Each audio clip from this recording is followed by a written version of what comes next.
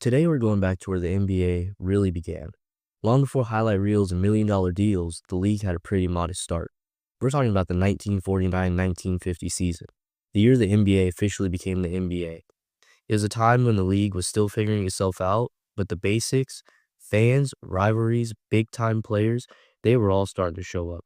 It was messy all over the place, but full of potential.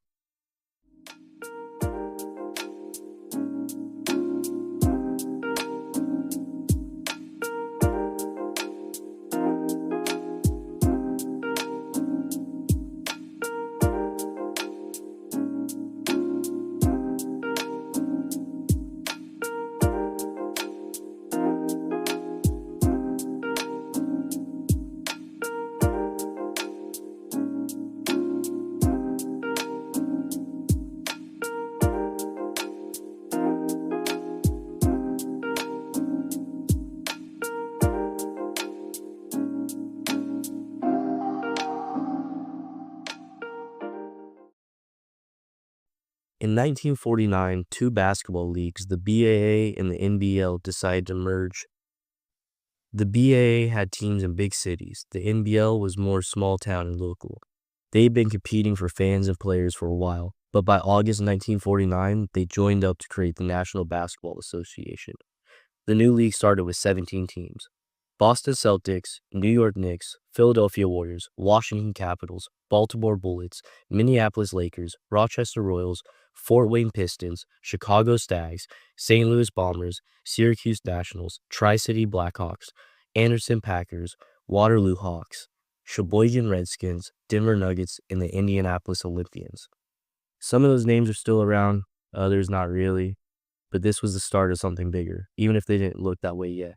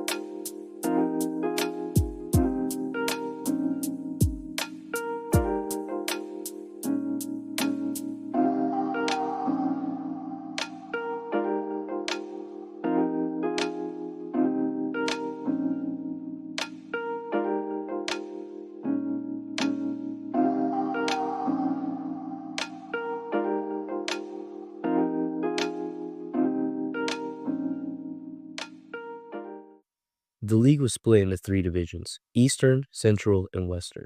Teams played 68 games that season, the longest schedule so far. Travel was rough, trains, long bus rides, not so great hotels. Most players weren't famous. Some had second jobs during the off-season. They shared gear, wore basic uniforms, but they showed up and played hard. Even with the bumps, the league started building something real. Fans were showing up and rivalries were forming.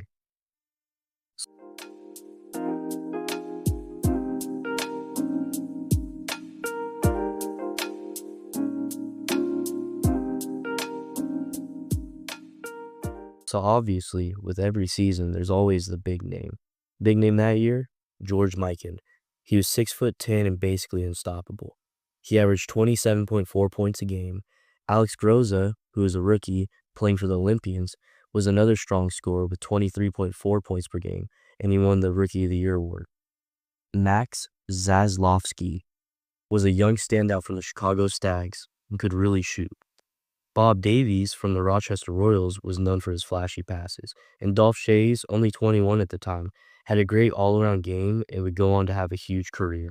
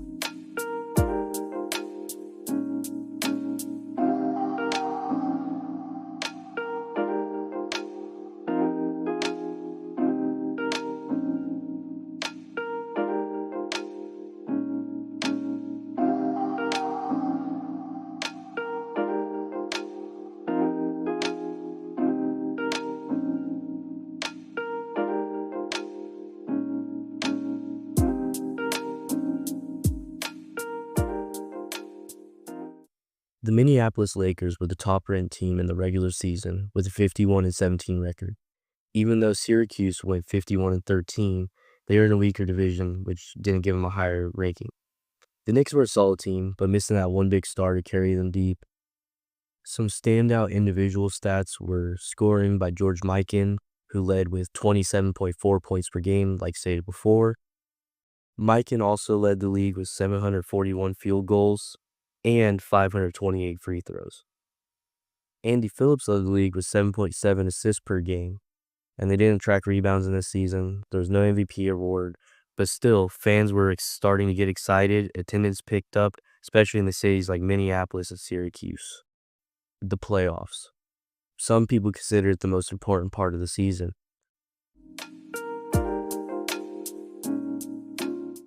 In the playoffs, Minneapolis dominated.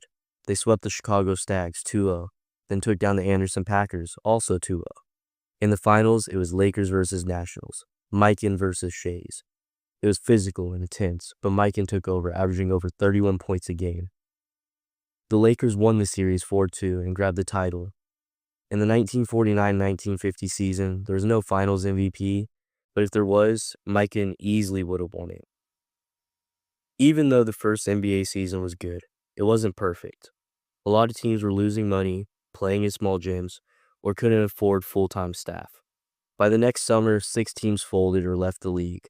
The Anderson Packers, Sheboygan Redskins, Waterloo Hawks, Chicago Stags, Denver Nuggets, and St. Louis Bombers all left. That left just 11 teams. Still, it made the league stronger in the long run, fewer teams, more stability, and a better shot at growing the game. From high school gyms in the early days to today's massive arenas, from George Mikan to stars like MJ and LeBron, it all starts back in 1949-1950 season. That season helped shape the league we know today. If you like this, look back, hit like, subscribe, and check out our next deep dive into NBA history. Thanks for watching, and we'll catch you next time.